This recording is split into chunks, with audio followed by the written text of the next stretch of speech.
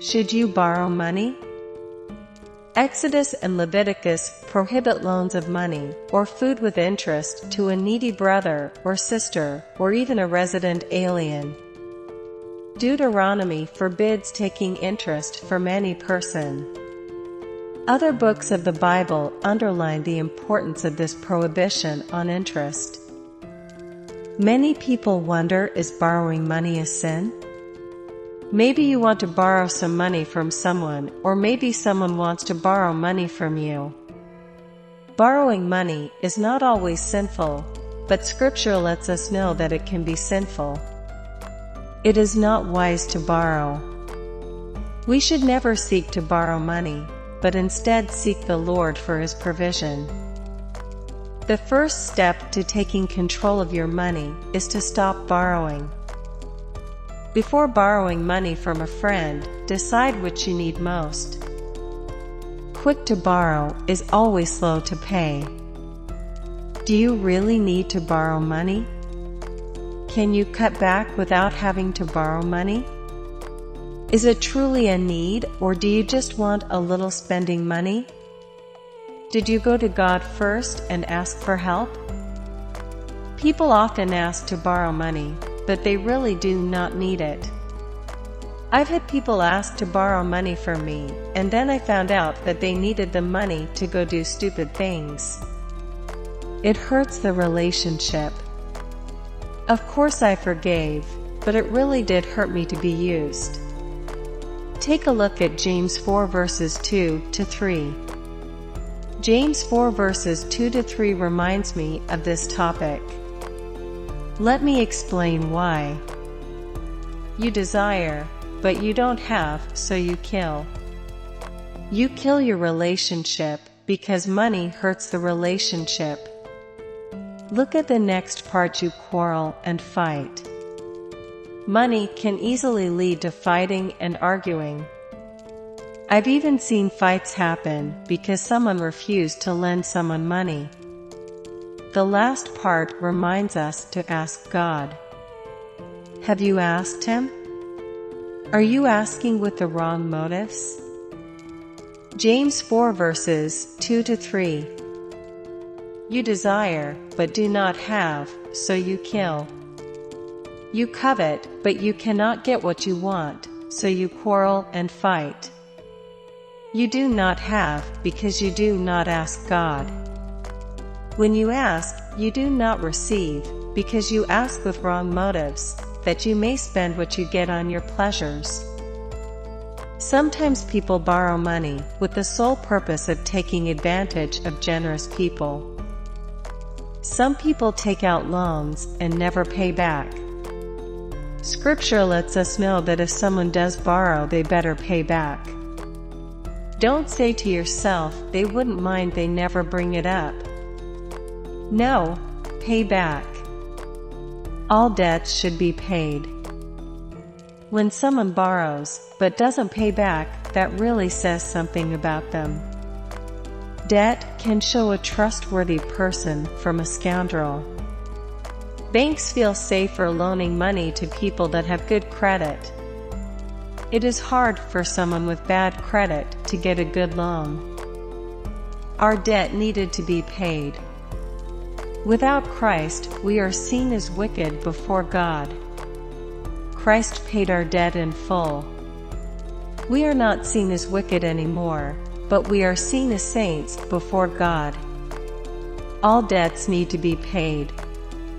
Christ paid our debt with His blood.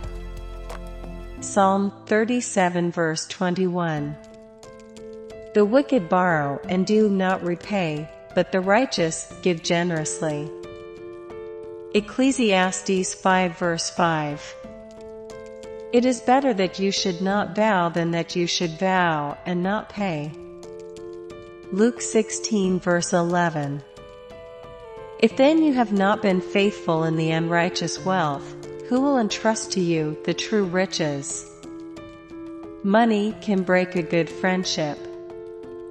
Even if you are the lender, and you are okay with the person not paying you back, the borrower can be affected. It can be a close friend who you talk to regularly, but as soon as they owe you, you will not hear from them for a while. It starts becoming harder to get in contact with them. They don't pick up your calls. The reason that they start avoiding you is because they know they owe you money. The relationship becomes awkward. When a borrower is in front of the lender, they get convicted, even when the lender doesn't bring the subject up.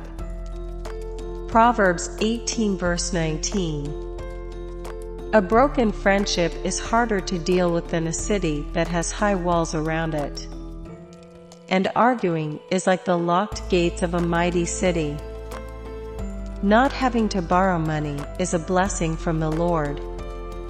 Most of the time when we listen to the Lord and handle our money right, we will never be in debt.